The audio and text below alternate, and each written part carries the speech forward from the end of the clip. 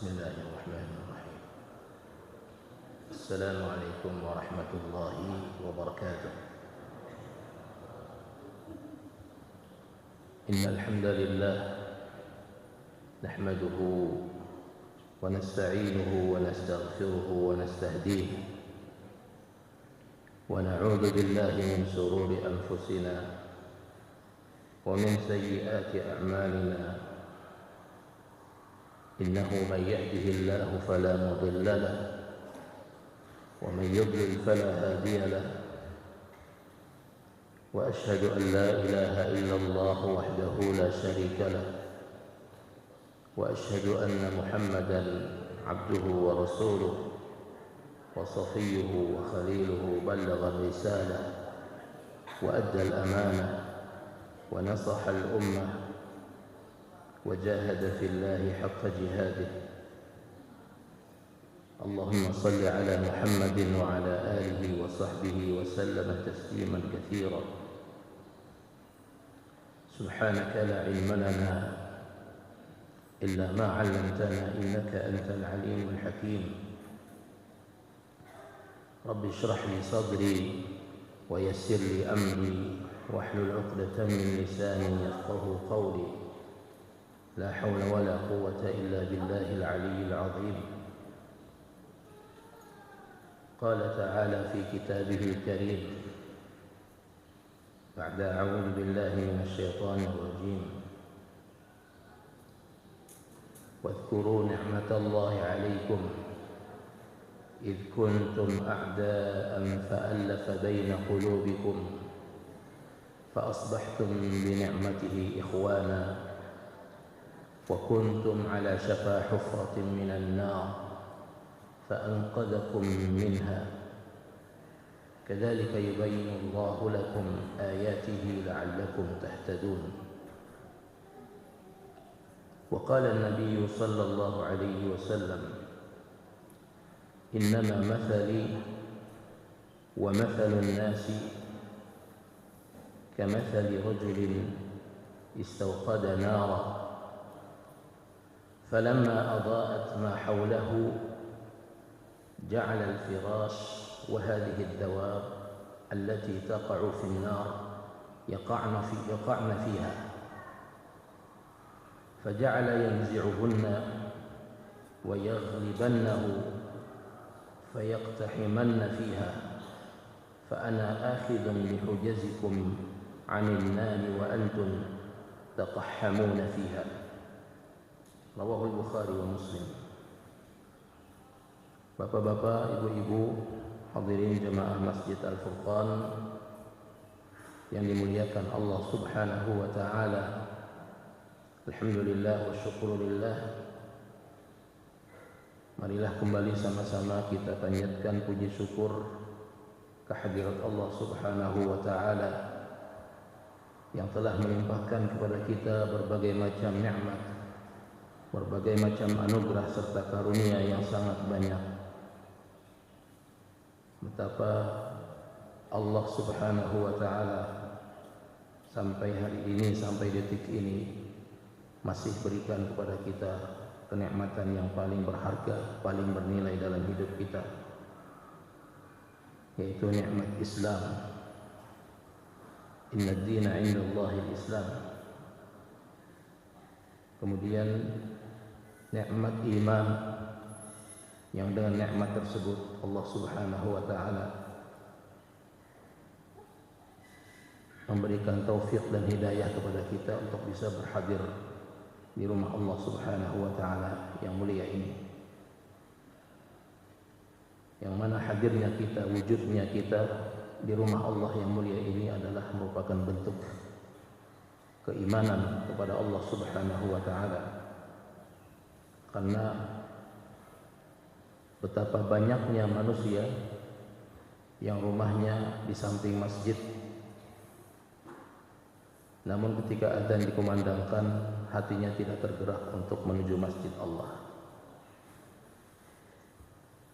Jadi tentu ini adalah merupakan nikmat yang besar yang wajib kita syukuri dalam hidup dan kehidupan kita. Kemudian kita perpanjang i'tikaf kita sampai nanti waktu isyraq insyaallah untuk mendengarkan kajian tentang agama Allah Subhanahu wa taala. Yang mudah-mudahan hadirnya kita di majelis ini mendapatkan keberkahan dari Allah Subhanahu wa taala. Dan apa yang kita dengarkan bisa menjadi sangu kita untuk meniti kehidupan sampai akhir hayat kita. Amin ya rabbal alamin. Bapak Ibu jamaah yang dimuliakan Allah Subhanahu wa taala. Hari-hari ini masyarakat kita disibukkan dengan melihat dan memperhatikan perolehan suara-suara. Ini 01 kah, 02 kah, 1 putaran kah, 2 putaran kah? Ya Allah, siapa yang menang kira-kira? Bagaimana nanti hak angketnya? Apakah dia akan terbang begitu saja? Inilah hari-hari di mana jemaahnya dimuliakan Allah Subhanahu wa taala, fokus dari pikiran masyarakat kita dan nyaris fokusnya terhadap pikiran tersebut, nyaris melupakan hari-hari kita pada hari ini, yang mana kita sekarang berada tanggal 20 atau 21 bulan Sya'ban,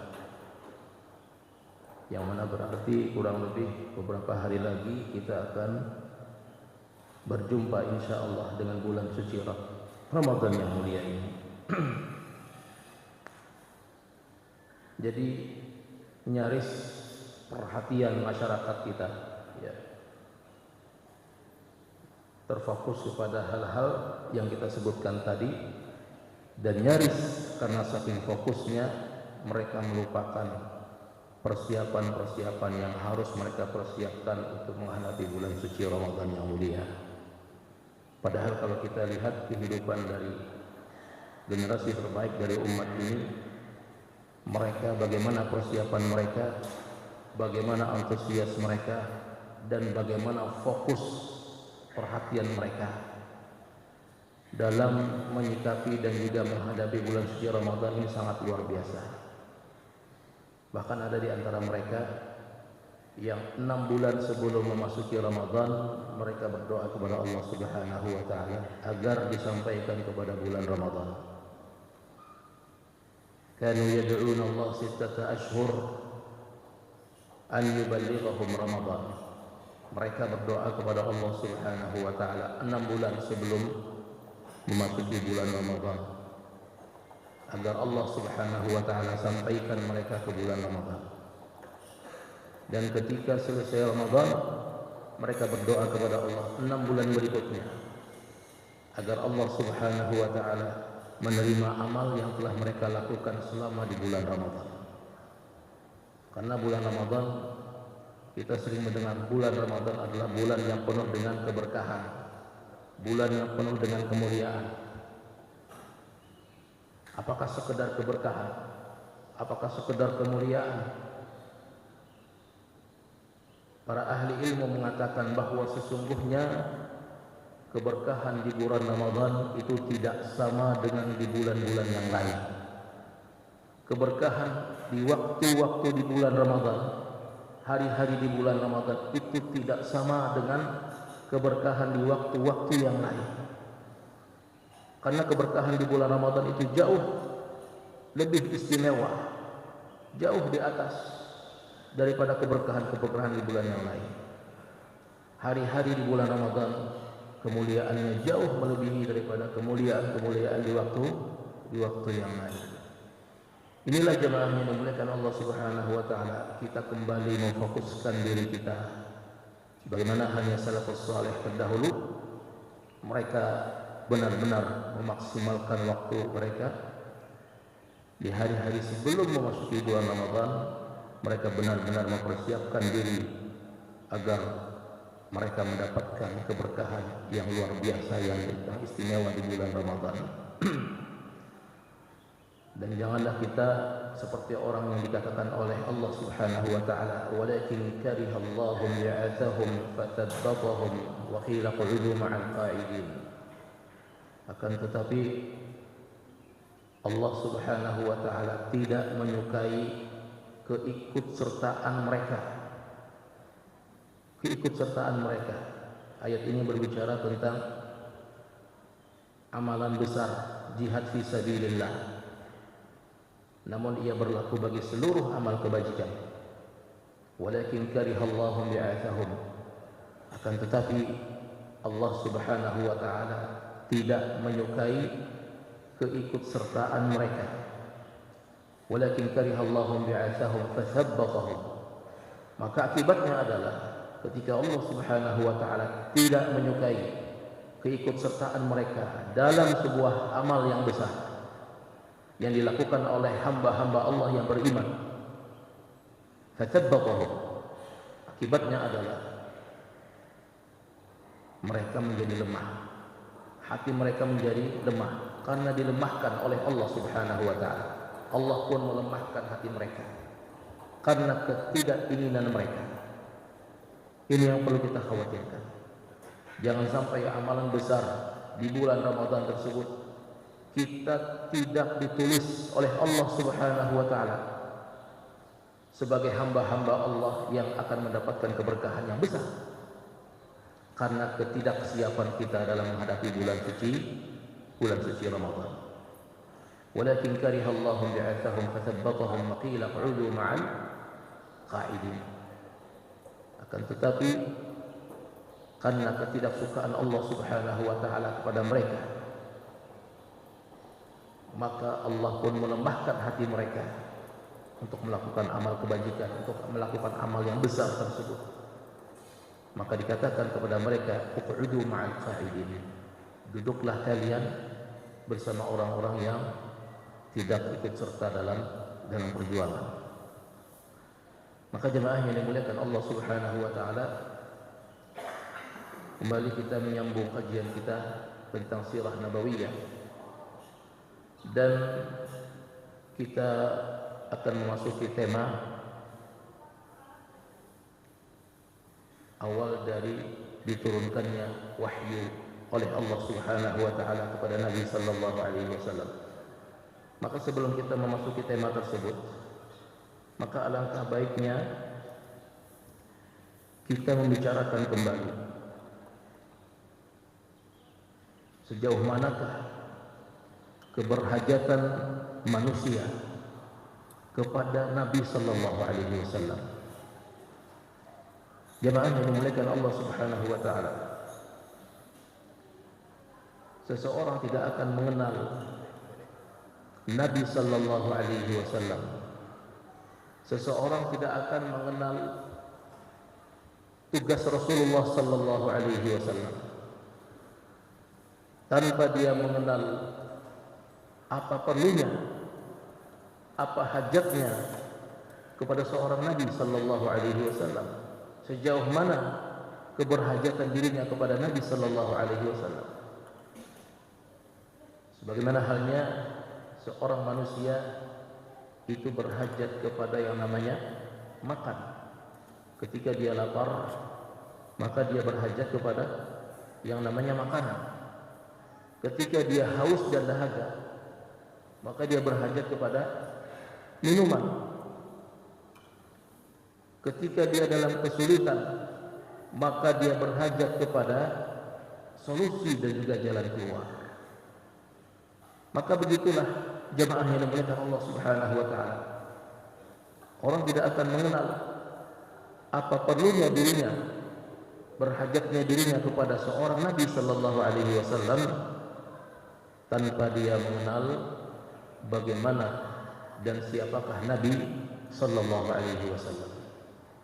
Maka yang paling sempurna dalam menjelaskan bagaimanakah keberhajatan umat manusia kepada Nabi sallallahu alaihi wasallam itu adalah Allah Subhanahu wa taala.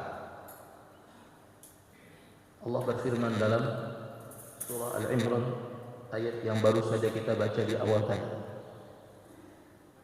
Allah berfirman, a'udzu billahi minasyaitonir rajim. Wadhkuru ni'matallahi 'alaikum إذ كنتم أعداء فألف بين قلوبكم فأصبحتم بنعمته إخوانا وكنتم على شفا حفرة من النار فأنقذكم منها كذلك يبين الله لكم آياته لعلكم تهتدون واذكروا نعمة الله عليكم. Dan ingatlah kata Allah, nikmat Allah atas kalian. Atas kalian.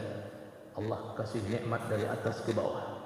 Allah turunkan nikmat yang besar dari atas ke bawah. Ini menunjukkan betapa besarnya nikmat tersebut. Ini menunjukkan betapa luar biasanya nikmat tersebut. Wadhkuru ni'matallahi 'alaikum. Para mufassir mengatakan bahwa ini maksud nikmat di sini adalah diutusnya Nabi Muhammad sallallahu alaihi wasallam. Yang dimaksud dengan nikmat di sini adalah diutusnya Nabi sallallahu alaihi wasallam. Wadhkuru ni'matallahi 'alaikum id kuntum a'da. Manakala, ingatlah kata Allah, id ini satu kata yang menunjukkan agar kita men-flashback kembali alam pikiran kita ke belakang. Ingatlah kata Allah ketika kalian dahulu bermusuh-musuhan. Subhanallah.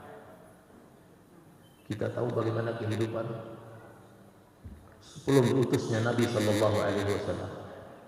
Kehidupan yang penuh dengan kekerasan, kehidupan yang penuh dengan kezaliman, kehidupan yang penuh dengan keterpurukan, baik itu dari sisi moralnya, dari sisi kehidupan ekonominya, dari sisi kehidupan segala-galanya, politiknya, ekonominya, budayanya, akhlaknya dan lain sebagainya, semuanya terpuruk semua. Idh kuntum a'da, ketika kalian musuh-musuhan. Antara Aus dan Khazraj berperang sebelum diutus Nabi sallallahu alaihi wasallam, sebelum Nabi hijrah ke Madinah, antara Aus dan Khazraj berperang. Satu sama lain kehidupan masyarakat Arab ketika itu, mereka hanya dalam masalah-masalah yang sepele berperang, hanya kalah dalam pacuan kuda berperang, hanya memperebutkan sesuatu yang remeh-temeh berperang. A'da'a, bermusuhan. Maka hukum apa yang terjadi di sana? Ketika itu hukum rimba. Siapa yang kuat maka dialah yang berkuasa. Dan itu tidak hanya terjadi di dalam masyarakat jahiliyah Arab saja, tapi nyaris seluruh dunia. Apakah bangsa Romawinya atau bangsa Persianya, dua imperium besar yang luar biasa tersebut pun juga dalam keadaan terpuruk kehidupan mereka. Dan itu kalau kita membaca sejarah-sejarah bangsa Romawi, dari Romawi kuno, Romawi berikutnya, kemudian bangsa Persia, bagaimana keterpurukan kehidupan mereka yang luar biasa. Penindasan terjadi di mana-mana, kezaliman terjadi di mana-mana, yang kuat menindas yang lemah. A'da. Wadhkuru ni'matallahi 'alaikum. Allah perintahkan kepada kita untuk mengingat kembali bagaimana nikmat Allah Subhanahu wa taala dengan diutusnya seorang nabi, nabi akhir zaman, Nabi Muhammad sallallahu alaihi wasallam. Fa'alafa baina qulubikum. Maka ujar Allah Subhanahu wa taala, alafa baina qulubikum. Alafa baina qulubikum. Maka Allah pun menyatukan hati-hati kalian. Yang tadinya bermusuhan, ratusan tahun berperang. Bayangkan, Aus dan Khazraj di Madinah itu ratusan tahun.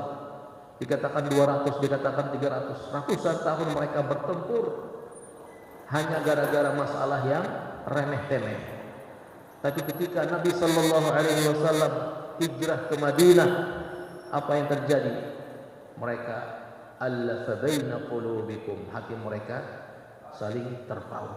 Subhanallah, satu sama lain. Fa allafa baina qulubikum fa asbahtum bi ni'matihi ikhwana. maka menjadilah kalian kata Allah Subhanahu wa taala dengan nikmatnya tersebut, dengan nikmat Allah yaitu diutusnya Nabi Muhammad sallallahu alaihi wasallam bersaudara. Yang tadinya bermusuhan menjadi bersaudara. Yang tadinya hatinya terpecah menjadi menyatu kembali. Subhanallah. Ini berkat siapa? Berkat Nabi Muhammad sallallahu alaihi wasallam. Inilah nikmat Allah Subhanahu wa taala yang besar. Asbahtum min ni'matihi ikhwana wa kuntum ala syafa hufratin minan nar. Dan kalian ketika itu kata Allah Subhanahu wa taala nyaris berada di syafa hufrah. Syafa ini maksudnya bibir, ya. Bibir, ujung, hufrah, lubang api yang nyaris akan terjatuh ke dalam lubang api tersebut. Jadi gambaran daripada manusia ketika itu sebelum diutusnya Nabi Muhammad sallallahu alaihi wasallam, mereka itu bagaikan berada di bibir jurang yang di bawahnya terdapat api yang menyala-nyala, yang ketika mereka tergelincir sedikit saja mereka akan jatuh dan juga terbakar, binasalah mereka. Itulah gambaran masyarakat ataupun gambaran daripada kehidupan manusia sebelum diutusnya Nabi Muhammad sallallahu alaihi wasallam. Dan ketika kondisi mereka seperti itu, syafa hufratin minan nar, berada di bibir jurang, api yang menyala-nyala yang siap ketika mereka tergelincir, yang siap membakar mereka, maka Allah Subhanahu wa taala pun mengutus nabinya yaitu Nabi Muhammad sallallahu alaihi wasallam. Wa kuntum ala syafa hufratin minan nar fa anqadakum minha. Fa ini adalah merupakan sebuah huruf yang menunjukkan begitu sigapnya, begitu cepatnya penyelamatan yang dilakukan oleh Nabi sallallahu alaihi wasallam yang diutus oleh Allah Subhanahu wa taala untuk menyelamatkan umat manusia yang nyaris mereka tersebut akan tergelincir ke dalam jurang api neraka. Wa kuntum ala syafa hufratin minan nar fa anqadakum minha. Maka Allah pun selamatkan kalian dengan nikmat tersebut. Subhanallah. Apakah nikmat tersebut? Tidak lain dan tidak bukan adalah diutusnya Nabi Muhammad sallallahu alaihi wasallam. Seandainya Rasulullah sallallahu alaihi wasallam misalnya diutus jauh lagi beberapa abad ke depan, dan kita sekarang masih dalam kondisi zaman fatrah antara Nabi Isa dengan Nabi Muhammad sallallahu alaihi wasallam misalnya, maka apa jadinya kita hari ini? Bayangkan, seandainya Nabi sallallahu alaihi wasallam, Nabi akhir zaman tersebut diutus, masa diutusnya beliau tersebut masih jauh lagi di depan, beberapa abad ke depan misalnya, dan kita sekarang hari ini berada di zaman fatrah. Fatrah itu adalah masa antara satu nabi dengan nabi yang berikutnya, satu nabi dengan nabi yang berikutnya. Seandainya seperti itu, apa jadinya kita hari ini? Tidak bisa membayangkan kita bagaimana kehidupan manusia hari ini, bagaimana kehidupan sosial masyarakat hari ini. Maka yang terjadi adalah seperti yang kita baca sejarahnya sebelum diutus Nabi Muhammad sallallahu alaihi wasallam. Ibnu Abbas radhiyallahu taala anhuma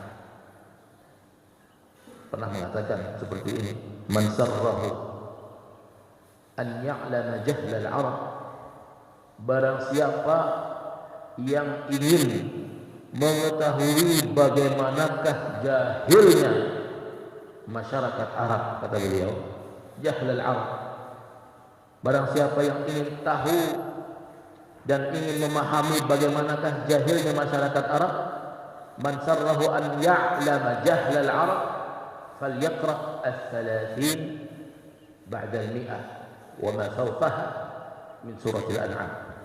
Maka hendaknya dia membaca ayat 130 ke atas dari surah al-an'am.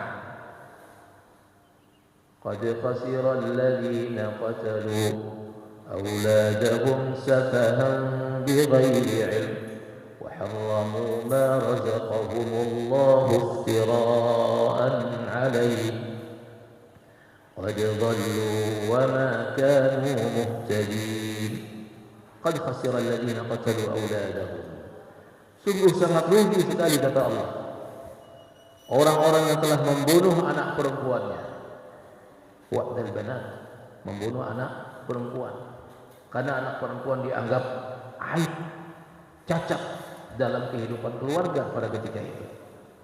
Seandainya Allah tidak mengutus Nabi sallallahu alaihi wasallam dan kita masih berada di masa fatrah tersebut, maka niscaya apa yang dilakukan oleh orang-orang jahiliyah terdahulu, maka niscaya itu pun akan terjadi di tengah-tengah masyarakat kita. Karena menganggap bahwa anak perempuan itu adalah aib dan cacat dalam kehidupan masyarakat. Idza busyira ahaduhum bil unsa, apabila diberikan berita bahwa anak engkau adalah perempuan, bayi yang lahir adalah perempuan, dhalla wajhuhu muswaddan wa huwa kadhib, maka tiba saja wajah mereka menjadi hitam, wa huwa kadhib, karena menahan amarah. Kenapa jadi anak beginian yang lahir? Yatawara minal qawmi min su'i ma busyira bih. Yatawara minal qawm, lalu mereka pun bersembunyi dari pandangan manusia ketika tahu bahwa anaknya adalah bayi perempuan. Mereka malu untuk menampakkan diri mereka di hadapan manusia. Anak ika beginian kah? Anak ika. Karena ketika itu pandangan masyarakat ketika itu bayi perempuan itu adalah aib dalam keluarga. Idza busyira ahaduhum bil untha dhalla wajhuhu muswaddan wa huwa kadhib, menahan amarah luar biasa. Yatawara minal qaumi min su', lalu mereka pun bersembunyi di dalam rumah karena takut dan malu menampakkan diri mereka di hadapan masyarakat mereka pada waktu itu, dianggap aib.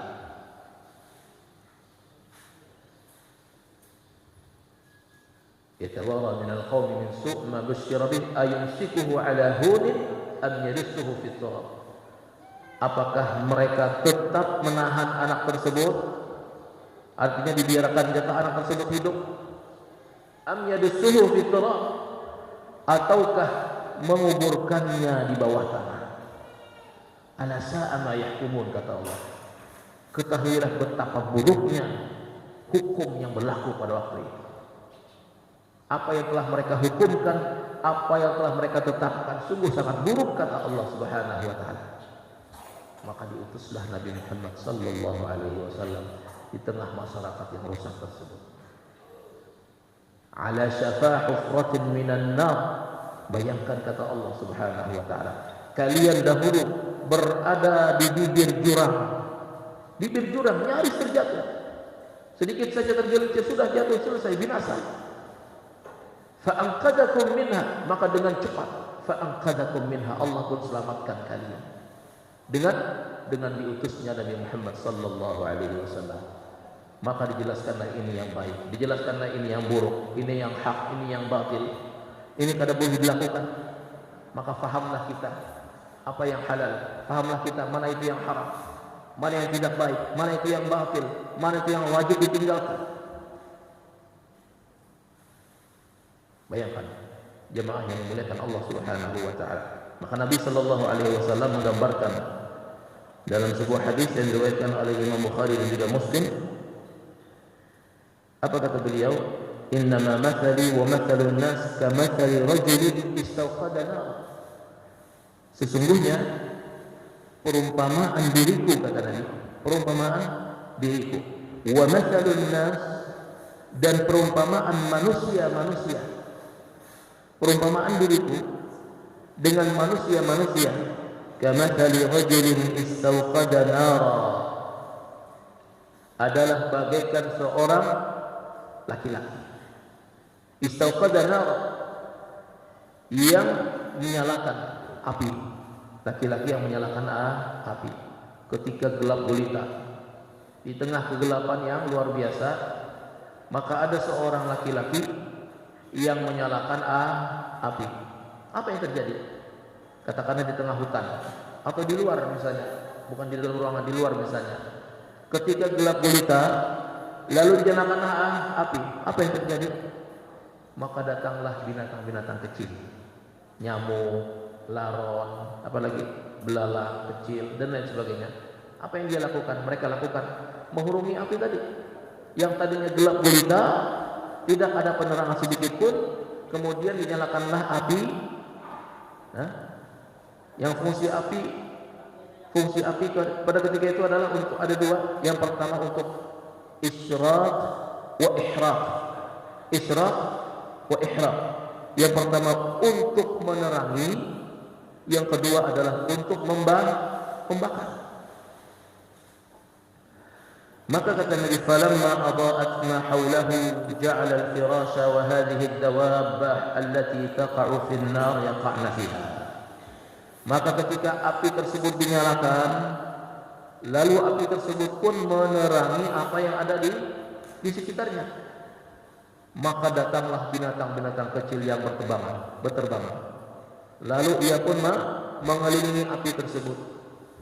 Di antara mereka para binatang tersebut ada yang terjatuh ke dalamnya, ada yang terbakar, ada yang binasa dan lain sebagainya.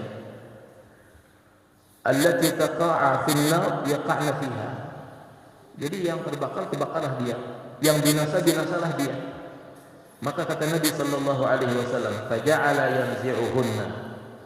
Maka laki-laki yang menyalakan api tadi, ketika dia melihat ada banyak laron, banyak binatang yang menghurungi, yang mengelilingi api tersebut, apa yang dia lakukan? Dia pun menyisihkan binatang-binatang tersebut.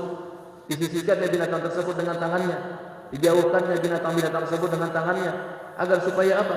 Agar supaya jangan sampai termasuk ke dalam api. Maka kata Nabi sallallahu alaihi wasallam, fa ana maka diriku ini ana akhidun bi hujazikum 'anil nar wa antum taqahhamuna fiha. Maka aku ini, kata Nabi sallallahu alaihi wasallam, berusaha dengan sekuat tenaga untuk menghalangi kalian masuk ke dalam api tersebut. Namun apa yang terjadi? Wa antum taqahhamuna fiha faja'ala yanzi'uhunna wa yadribannahu. Jadi ada orang-orang yang mengalahkan apa yang telah dilakukan oleh Nabi sallallahu alaihi wasallam. Artinya Nabi menghalangi mereka masuk ke dalam api tersebut, namun mereka terus menerobos apa yang dilakukan oleh Nabi sallallahu alaihi wasallam. Apa yang terjadi? Maka akhirnya mereka pun masuk ke dalam api yang menyala-nyala tersebut. Jadi Nabi berusaha dengan sekuat tenaga untuk menghalangi mereka masuk ke dalam api, namun mereka mengalahkan penghalang yang dilakukan oleh Nabi sallallahu alaihi wasallam ini, maka masuklah mereka ke dalam jurang api tersebut. Nauzubillah min dzalik. Maka inilah jamaah yang dimuliakan Allah Subhanahu wa taala, keberhajatan kita manusia, siapapun dia, apakah yang hidup sebelum kita ataupun nanti setelah kita, keberhajatan manusia kepada Nabi sallallahu alaihi wasallam ini sungguh sangat besar, karena ini adalah merupakan sebuah nikmat yang besar dari Allah Subhanahu wa taala. Wa qala Al-Ghazali rahimahullah taala, berkata Al-Imam Al-Ghazali rahimahullah, maka kata beliau ketika mengomentari ayat dalam surah Al-Imran ini, apa kata beliau? Al-insanul ghafil, manusia yang lalai, kata Imam Al-Ghazali rahimahullah, ajhal minal ba'udah, dia lebih bodoh dari nyamuk-nyamuk yang menghurungi api tersebut. Manusia-manusia yang lalai, maka sesungguhnya mereka lebih bodoh daripada nyamuk yang menghurungi api tersebut. Kenapa demikian? Jadi binatang-binatang atau laron-laron tersebut dikatakan oleh Al-Ghazali rahimahullahu taala itu lebih baik daripada manusia yang lain. Karena sesungguhnya binatang-binatang tersebut ketika mereka masuk ke dalam api, binasalah mereka, maka tidak ada hisab di antara mereka. Tidak ada hisab di antara mereka. Sedangkan manusia ketika dia dijerumuskan, dimasukkan, dilemparkan ke dalam api neraka, maka sesungguhnya di situ terdapat hisab bagi manusia tersebut. Manusia tersebut akan dihitung, manusia tersebut akan diperhitungkan oleh Allah Subhanahu wa taala atas segala perbuatan yang pernah mereka lakukan ketika hidup di dunia. Sedangkan binatang ketika dia binasa sudah selesai sudah. Mereka tidak ada hisab, tidak ada perhitungan dan lain sebagainya.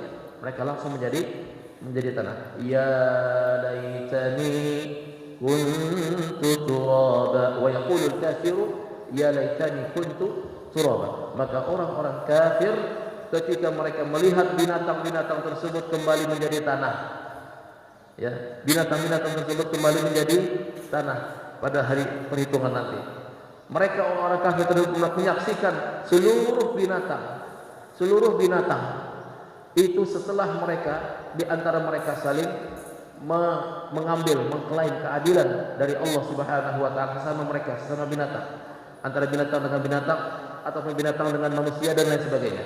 Setelah mereka selesai, perhitungan mereka selesai, maka mereka kembali menjadi tanah.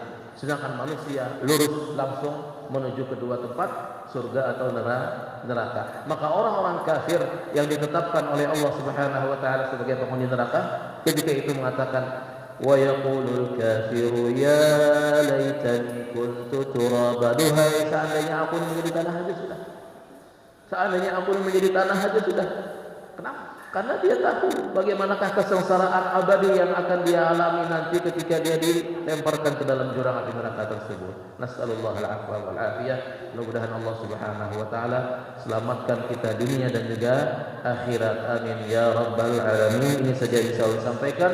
Salah khilafnya mohon dimaafkan. Hadanallahu wa iyyakum ajma'in. Subhanakallahumma wa bihamdika asyhadu an la ilaha illa anta astaghfiruka wa atubu ilaik. Assalamualaikum warahmatullahi wabarakatuh.